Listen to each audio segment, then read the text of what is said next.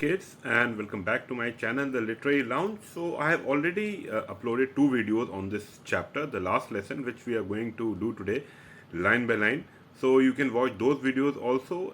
They are going to help you a lot in understanding this chapter, the overall concept, themes and characters. Okay, so let's quickly start the chapter. Let's read about the author first.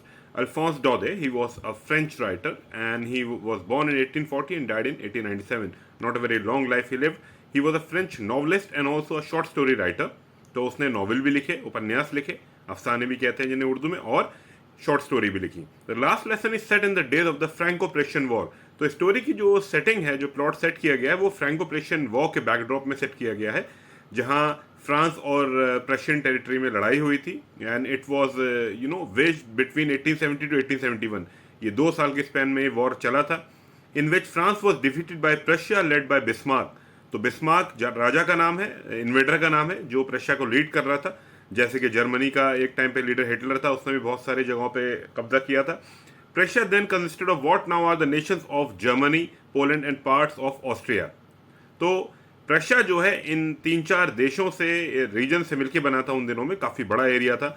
In this story the French districts of Alsace and Lorraine have passed into Prussian hands. Passed into Prussian hands मतलब Prussia ने उन पर कब्जा कर लिया है, invade कर लिया है, कंकर कर लिया है. Read the story to find out what effect this had on life at school. तो इसको व्यू में रखते हुए, परव्यू में रखते हुए हमें ये देखना है कि इससे जो स्कूल लाइफ थी, जो इस स्टोरी में बताया गया है, उस पर क्या फर्क पड़ता है. तो ये स्टोरी फर्स्ट पर्सन नैरेटिव है. नैरेटर यहाँ पे it's a little boy whose name is Franz. इसको भी मैंने एक्सप्लेन कर दिया है, फ्रांस, फ्रैंक, फ्रैंक, फ्रांस. इसमें जो कन्फ्यूजन है, ये भी एक वीडियो में मैंने एक्सप्लेन किया है. तो जो बच्चा है उसका नाम फ्रांस है और उसी के पॉइंट ऑफ व्यू से ये स्टोरी पूरी नरेट हुई है. He is the narrator. I started for school very let that morning and was in great dread of A scolding. तो फ्रांस ऑलरेडी लेट था स्कूल के लिए उस सुबह, जब ये स्टोरी ओपन होती है. And he was in a great dread of A scolding. Scolding कहते हैं डांट फटकार को. ड्रेड मीन्स डर. तो वो बहुत डरा हुआ था कि टीचर उसे बहुत डांटेगा. Specially because M Hamel had said that he would question us on participles. और खास तौर से जो उसका रीजन था वो ये था कि M Hamel is the teacher and he had given some homework. उन्होंने एक दिन पहले कुछ होमवर्क दिया था पार्टिसिपल्स पे, जो आपके टेंसेस में होते हैं, पास्ट पार्टिसिपल, प्रेजेंट पार्टिसिपल, उस पर कुछ होमवर्क दिया था. और पार्टिसिपल्स काफी टफ होते हैं, हम लोग आज तक उनसे जूझ रहे हैं, बच्चे जूझ रहे हैं, टीचर्स जूझ रहे हैं. तो फ्रांस भी जूझ रहा था. And he had not prepared anything, he knew nothing about it. कुछ नहीं आता था उसे पार्टिसिपल्स के बारे में, इसीलिए वो और डरा हुआ था. नाउ एम हैमिल, यहाँ पे M stand for, it is not given. तो ये मोन्जुआ भी हो सकता है इन फ्रेंच और मास्टर हैमिल भी हो सकता है. For a moment I thought of running away and spending the day out of doors. तो 1 मिनट को फ्रांस को लगा कि मुझे बाहर ही रहना चाहिए, स्कूल नहीं जा रहा मैं, क्योंकि बाहर बहुत अच्छा माहौल था. क्यों? It was so warm, so bright. तो जो ठंडे देश होते हैं वहां पे यूजुअली क्या होता है कि जब धूप वूप निकलती है अच्छी, तो लोग बहुत एंजॉय करते हैं. हमारे यहाँ की तरह नहीं कि साल के 8 महीने धूप ही रहती है, हम ज़्यादा एंजॉय करते हैं. उनके ऑपोजिट है. So it was so warm, so bright. The birds were chirping at the edge of the woods. चिड़ियां चहचहा रही थी हर तरफ. He is giving a description of the outside world. And in the open field back of the sawmill the Prussian soldiers for drilling. तो sawmill थी जो जहाँ आरा मशीन होती है, लकड़ी लकड़ी कटती है, वहीं पे उसके पीछे फील्ड में प्रशियन सोल्जर्स हैं, वो ड्रिल कर रहे थे. It was all much more tempting than the rule for participles. तो ऑब्वियसली कोई अगर आपसे कहे कि आप बाहर खेलिए, चिड़ियां देखिए, घूमिए, लोगों को बात करते देखिए, या आपको दूसरी चॉइस देगा आप अंदर क्लास में बैठ के पढ़िए, तो you are going to opt for the first one. आप पहले वाले चॉइस के साथ जाएंगे, ना कि क्लासरूम में जाना पसंद करेंगे. But I had the strength to resist and hurried off to school. लेकिन उसने अपने ऊपर कंट्रोल किया. He resisted. उसमें इतनी क्षमता थी, इतनी ताकत थी. एंड ही हरीड ऑफ, जल्दी से स्कूल की तरफ वो रवाना हो गया. When I pass the town hall there was a crowd in front of the bulletin board. अब टाउन हॉल क्या होता है? टाउन हॉल एक जगह होती है छोटे शहरों में, जहां टाउन से रिलेटेड कोई भी न्यूज होती है वो वहां लगाई जाती है. बाहर एक नोटिस बोर्ड टंगा होता है, जिसे बुलेटिन बोर्ड भी कहते हैं. पहले हमारे दूरदर्शन चैनल पे न्यूज आती थी, उसमें बुलेटिन जो हाईलाइट्स होती है उनको कहा जाता है. So he pass the town hall, there was a crowd in front of the bulletin board. जैसे मैंने बताया, बुलेटिन बोर्ड होता है, वहां कोई न्यूज लगी थी और एक काफी सारी भीड़ इकट्ठी थी वहां पे. For the last 2 years all over bad news had come from there. तो पिछले 2 साल से जितनी भी खराब न्यूज थी, कोई भी कुछ भी बुरा होता था, वो यहीं से आती थी, बुलेटिन बोर्ड से. The lost battles, the draft, the orders of the commanding officer. And I thought to myself without stopping, what can the matter now. तो इनके जितनी हारे हुए बैटल्स थे या ड्राफ्ट था, कोई नया रेजोल्यूशन पास हुआ, ऑर्डिनेंस पास हुआ, या orders of the commanding officer, जो भी रूल कर रहा है उसका जो कमांडिंग ऑफिसर, उसके कोई ऑर्डर आए, वो सब वहीं से आते थे। तो फ्रांस सोच रहा है, मजबूर हो गया सोचने पे कि अरे भाई अब क्या हो गया, what can be the matter now, he is thinking.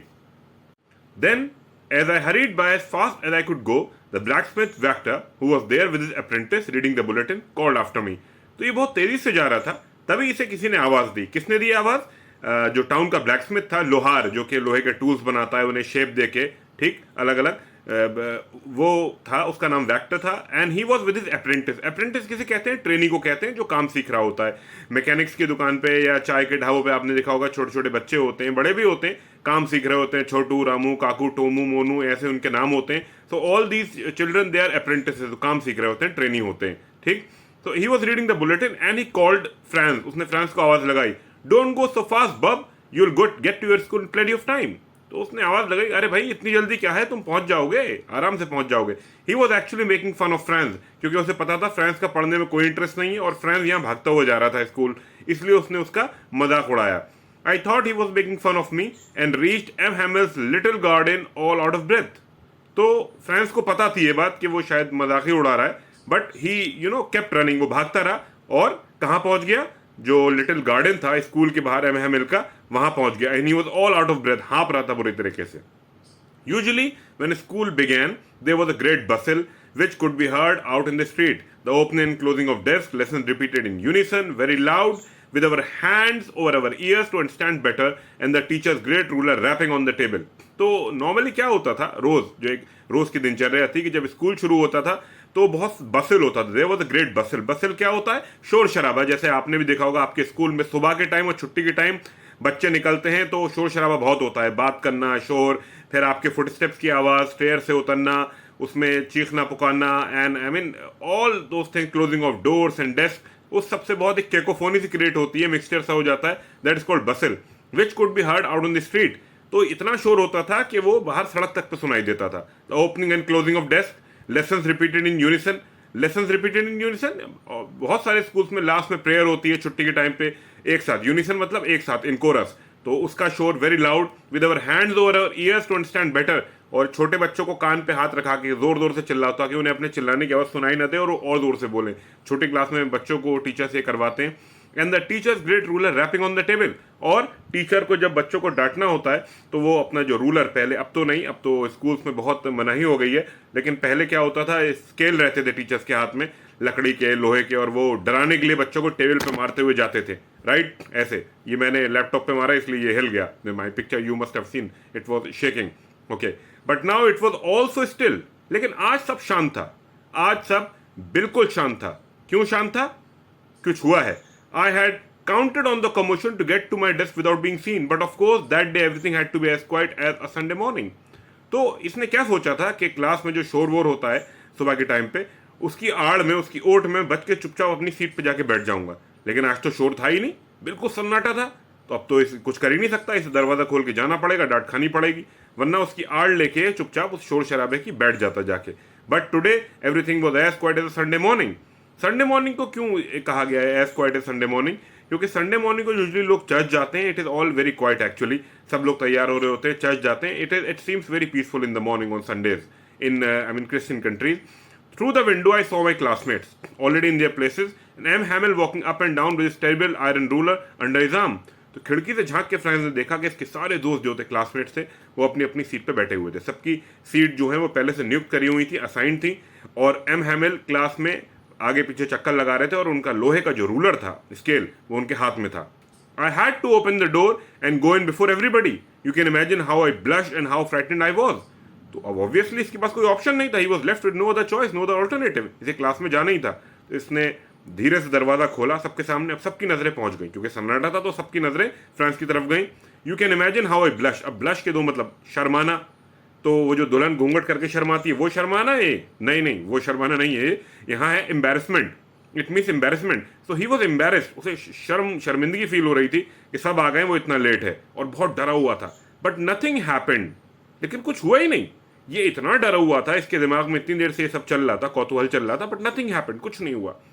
M Hamel saw me and said very kindly, और उसका बिल्कुल ऑपोजिट हुआ। The teacher when he saw Franz he said, go to your place quickly my little Franz, we were beginning without you. बेटा जाओ France, जल्दी से अपनी seat पे जाओ, और हम लोग देखो तुम्हारे बिना ही शुरू करने वाले थे class. I jumped over the bench and sat down at my desk. Not till then, when I had got a little over my fright, did I see that our teacher had on his beautiful green coat. तो ये इतनी तेजी से खुश हो गया इस बात पे, छलांग मार के बिल्कुल लिटरली जंप करके अपनी बेंच पे गया, बैठ गया जाके। Not till then, when I had got a little over my fright, did I see that our teacher had on his beautiful green coat, his frilled shirt, and the little black silk cap, all embroidered, that he never wore except on inspection and prize days. तो जब थोड़ा सा डर कम हो गया, जब M Hamel ने डांटा नहीं, सीट पे बैठ गया, थोड़ा डर कम हो गया, तब इसका ध्यान गया कि अरे ये एम हैमिल मेरे टीचर ने आज क्या पहन रखा है। So he had put on his beautiful green coat, his frilled shirt. तो उनका जो ग्रीन कोट था बहुत खूबसूरत सा, और उनकी फ्रिल्ड शर्ट थी। फ्रिल्ड शर्ट यूजुअली टक्सीडोज के साथ पहनी जाती है, ठीक। And the little black silk cap, और उनका कैप था सिल्क का, ऑल एम्ब्रॉयडर्ड, जिस पे कढ़ाई हो रही थी। कढ़ाई होती है, लेडीज सूट होते हैं उन पे, फीमेल्स पहनती हैं, उस पे कढ़ाई होती है।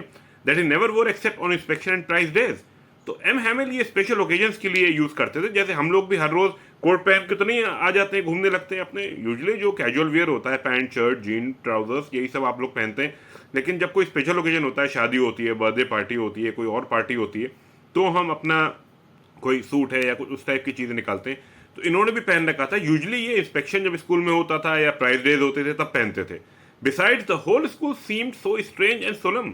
और आज जो स्कूल का माहौल था बड़ा अजीब था, स्ट्रेंज था, and it was solemn. Solemn means dignified and formal, बड़ा फॉर्मल सा माहौल था स्कूल का। तो इससे बहुत चौंक गया ये Franz. But the thing that surprise me most was to see on the back benches that were always empty the village people sitting quietly like ourselves.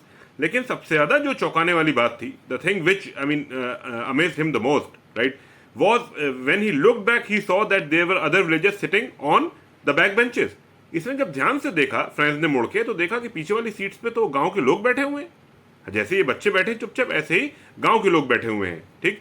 Sitting quietly like ourselves. Old Hauser with his 3 cornered hat, उसमें old Hauser था, Hauser is his name, right, and he was wearing his 3 cornered hat, जैसे pirates पहनते थे। The former mayor, और जो इससे पहले वाले मेयर थे वो द फॉर्मर पोस्टमास्टर, पुराने वाले पोस्टमास्टर जो इससे पहले पोस्टमास्टर थे, he was also there, and several others besides, और भी गांव के लोग थे। Everybody looked sad and Hauser had brought an old primer thumbed at the edges. और हर कोई जो था उसके चेहरे पे बहुत ही दुख के भाव थे। Everyone looked sad and the Hauser, the old Hauser, he had brought his primer. Hauser एक किताब लाए थे। Primer is actually a beginner's book. किसी भी चीज की शुरुआत की जो बुक होती है, जैसे मान लीजिए आप फ्रेंच लैंग्वेज सीखना चाहते हैं, तो आप ऐसे ही तो you can not make a head on plunge into learning French. आपको शुरुआत में अल्फाबेट सीखने पड़ेंगे, उसके लिए आपको एक बेसिक बुक खरीदनी पड़ेगी। तो वो जो बेसिक बुक होती है वो प्राइमर कहलाती है। तो वही हॉजर के पास थी, थम्ड एट द एजेस। तो अब तो हमारे पास बुकमार्क होते हैं, जहां तक हमने किताब पढ़ी वहां बुकमार्क लगा दिया, रख दी। पहले बुकमार्क का कॉन्सेप्ट नहीं था, तो हम पेज मोड़ देते थे। उसको कहा गया है थम्ड एट द एजेस, किनारे से जो मोड़ना होता है, it was thumbed at the edges. And he held it open on his knees, तो घुटनों पे उसने खोल के उसको रख रखा था। With his great spectacles lying across the pages, और उसी किताब के खुले हुए पन्नों पे उनके जो बहुत बड़े सा चश्मा था आईसाइट का, वो रखा हुआ था। While I was wondering about it all, M Hamel mounted his chair. तो अभी फ्रांस ये सोच ही रहा था, तभी एम हैमिल जाके अपनी कुर्सी पे बैठ गए। माउंटेड मतलब बैठने को कहते हैं, like you mount a horse, जैसे आप घोड़े पे बैठते हैं, चढ़ते हैं। And in the same grave and gentle tone which he had used to me said, my children. तो जिस ग्रेव और सीरियस टोन में उन्होंने फ्रांस से कहा था कि बेटा जाइए, आप बैठ जाइए अपनी सीट पे, ऑलरेडी लेट हो चुका है, उसी टोन में, the tone was very grave. अब ग्रेव कब्र को भी कहते हैं, जैसे क्रिश्चियंस या मुस्लिम्स में वो कब्र बनती है, उसमें दफन कर देते हैं, but this grave means serious. तो बहुत ही सीरियस और जेंटल टोन थी। कहा, my children, this is the last lesson I shall give you. मेरे बच्चों, ये शायद तुम लोगों का आखिरी लेसन हो। The order has come from Berlin to teach only German the schools of Alsace and Lorraine. तो प्रशा ने ऑलरेडी कब्जा कर लिया था एल्सेस, लोरेन और फ्रांस के बहुत सारी टेरिटरीज पे। तो वहां से उनका ये ऑर्डर आया कि अब सिर्फ जर्मन पढ़ाई जाएगी, जर्मन ही जो है वो कॉमन ऑफ कम्युनिकेशन होगा, और उसके अलावा कोई नहीं, फ्रेंच को नहीं पढ़ाया जाएगा अब। The new master comes tomorrow, this is your last French lesson, I want you to be very attentive. फिर एमएमएल ने यह भी बताया कि कल से एक जर्मन टीचर आ रहा है जो आपको जर्मन सिखाएगा, ठीक, और this is your last French lesson, I want to. और आज क्योंकि ये लास्ट फ्रेंच लेसन है, मैं चाहता हूं कि आप लोग आज बहुत ही अटेंटिव रहें। What a thunderclap these words were to me. अब फ्रांस के लिए तो ये बहुत ही शॉकिंग था। Thunderclap mean something which is very shocking, startling, जिससे आप ठिठक जाएं, डर जाएं, चौंक जाएं, ठीक, भौचक्का हो जाएं, उसके लिए शौक था ये क्या हो गया?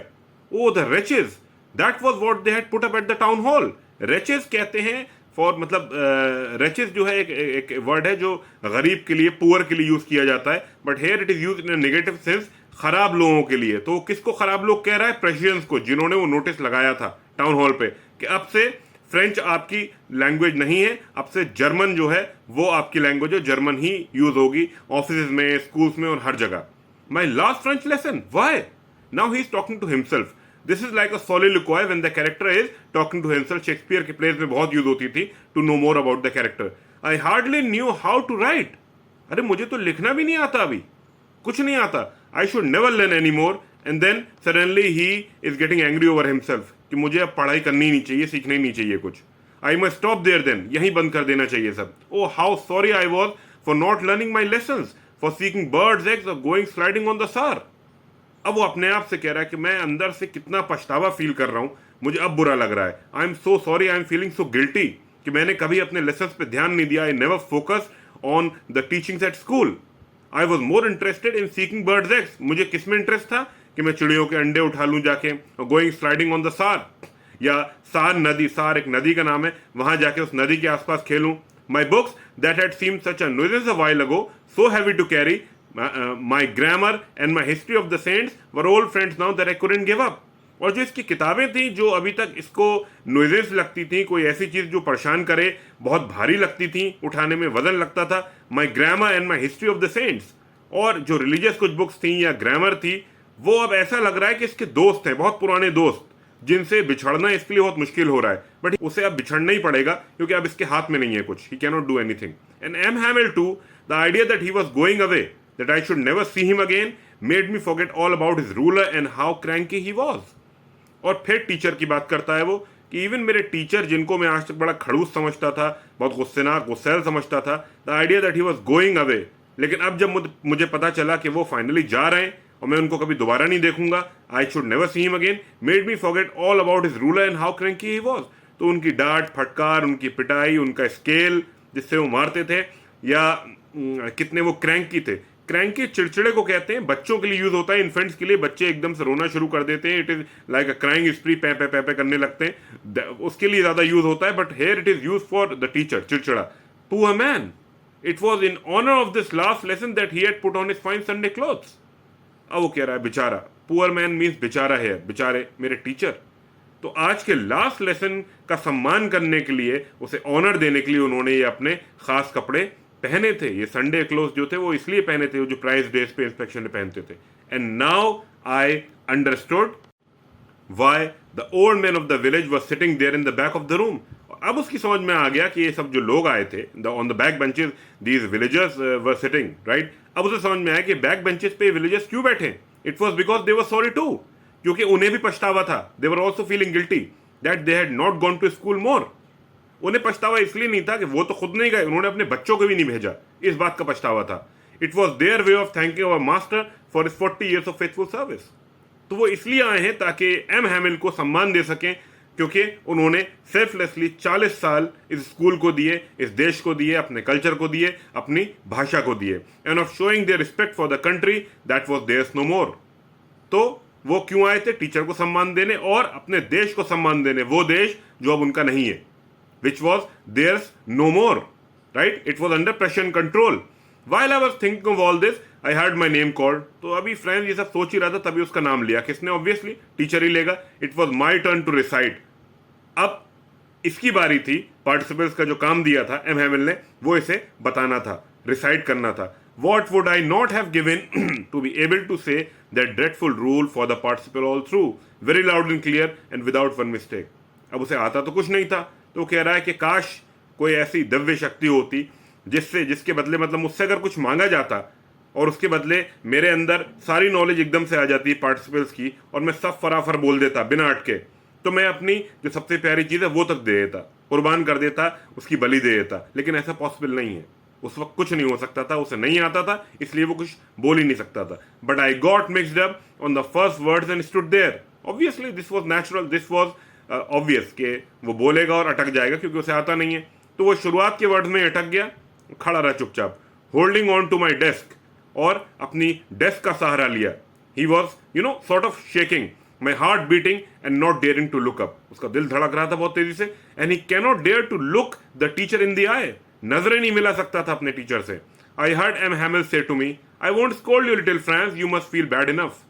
अब एम हैमिल ने कहा, फ्रांस से कहा कि बेटा मैं तुम्हें डांटूंगा नहीं, तुम्हें नहीं डांटूंगा, आज नहीं डांटूंगा, मुझे पता है तुम ऑलरेडी बहुत बुरा फील। और यही एक अच्छे टीचर की खासियत है।